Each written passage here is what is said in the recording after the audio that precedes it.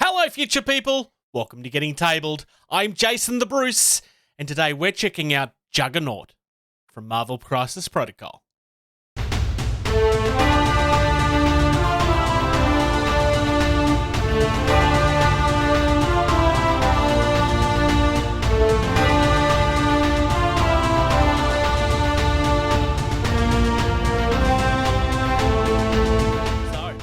Unboxing Juggernaut today, and not just because I want to play with him on Friday. Maybe. A little bit. Discovered something today. I was going through my Marvel Crisis Protocol stuff, because I'm actually going to get a game of it on Friday, for the first time since the pandemic. And a whole heap of my cards are missing. It's really annoying. So I have the Captain America Sam Wilson that I unboxed a couple of months ago. No idea where any of the cards from that box are. I have the minis. No idea where any of the cards are.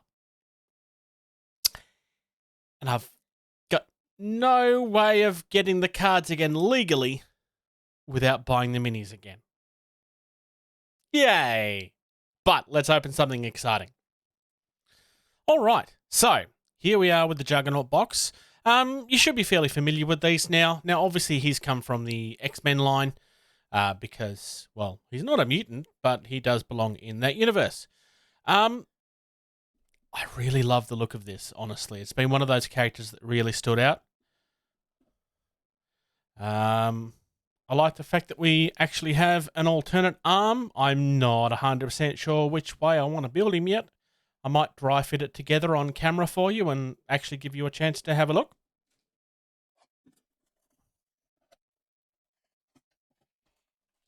Rather simple packaging. You should be used to this by now. Has this changed? Yes. So credits. I do like the fact that they do this. Hey, Games Workshop, are you paying attention? You should be doing this. Lovely artwork, and another image of the mini, and then this is our QR code to get our instructions, because they no longer send the instructions out with the minis, because reasons. It's actually not a cost-cutting measure. It means that they can, it means that if there's errors, they can fix them digitally, which does happen. How do I know that it's not a cost-cutting measure? Because this cost them the same amount of money to print as the instructions would have. Sorry to interrupt the video, but I want to tell you about the competition that we're running through our Patreon. For every month of support you give our Patreon, from now until April next year, you will receive one entry into the competition that we're running to win a Shaltari fleet for Drop Fleet Commander. That includes a Shaltari Dreadnought, a Shaltari Starter Set, a Shaltari Frigates box, and a Shaltari Cruisers box. All of this will be sent to one winner. This winner will be drawn at random on our 4th anniversary, which is recorded at the beginning of April. For us to be allowed to send this to you, you need to fit 2 categories. You must be living in a country where it's legal for me to post you something from Australia. You also must be living in a country where it is legal to win competitions. If you do not live in a country that meets these criteria, then I do apologise. There's nothing that I'll be able to do, and I will be forced to redraw it. Please consider supporting us. We'd really appreciate it. All of this was purchased with my own money. All right, now as far as the cards is concerned, we start with Making a Ruckus. Now, I'm only going to go through these quickly. Feel free to pause the video if you'd like to read what exactly it is that they do. The artwork on these is absolutely phenomenal.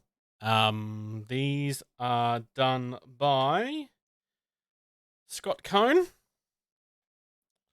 That one's done by Carlos Cabrera, which is a name that I recognize. Versatile Strategy. I think the other two are probably the stronger ones. That one's by Scott Cohn again. And this one is by Carlos Cabrera again. So here's a 5 threat. Feel free to read through this. Like I said, I'm not going to go through everything. I have played a couple of games of this, but it was a very long time ago. I'm kind of having to relearn how to play again. So I don't want to give you strategies when I'm not someone that has played in a long time. The game has changed a bit since I started. I love this piece of artwork, and I love the fact that his helmet is off for the damaged side, because it's the only time it would ever come off. Absolutely amazing. First things first, we've got the base. I haven't actually seen this one. This is a unique one to the character by the look of it, because you can see that there's the holes in there.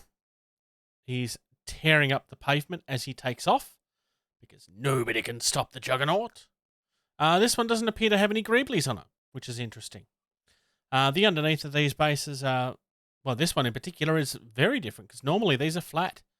It seems that they are changing that a little bit. We've got 2 sprues. This is our first one. So, it is literally an alternate fist. It's not the whole arm.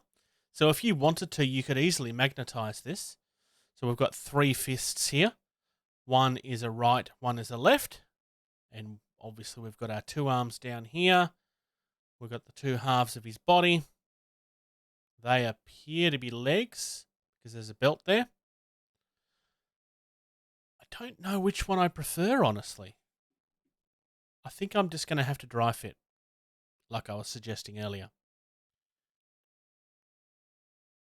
And our other half here. So these are the other half of our fists, because they are in pieces. It's a little bit of an interesting choice, that one.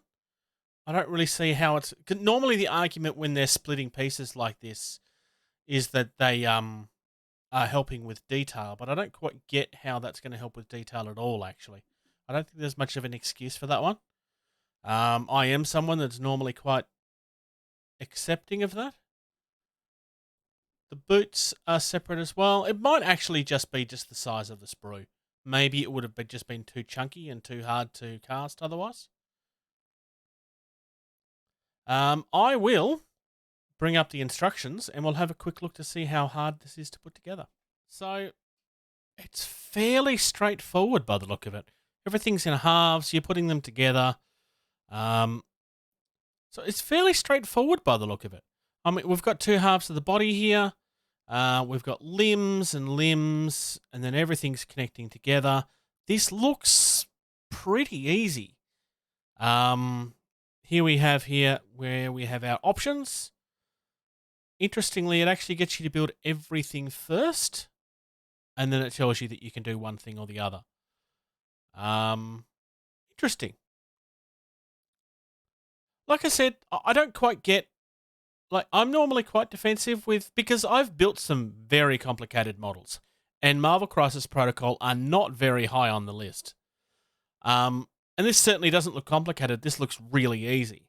But I really don't understand why they've split those fists. That just seems like a very weird choice to me. But I'm going to get this built, and I will come back to you with our options. All right. And here we have the almost finished Juggernaut. He actually did go together quite nicely. The hands being in 2 pieces actually helps add a very tiny amount of depth with the knuckle dusters there. Not a lot. There's a few gaps around the legs here. I don't believe that's the way that I've done it. I believe that it's just not quite perfectly flush. It is quite good. It actually... because of the way it's been cut, it actually looks like it's a seam in the pants. As opposed to the boots. Now, which one is it? This one in particular is shocking. And they really cut that boot in a really nasty way. That was real pain. Otherwise, like sculpt-wise, this is absolutely incredible. So, I promised you guys to have a look. This is obviously the way that it is on the box, with his traffic light that he's picked up. It is actually really nice. I do like that. Alternatively, if you want him to be a little bit more standard, like if you're not really playing on the streets, then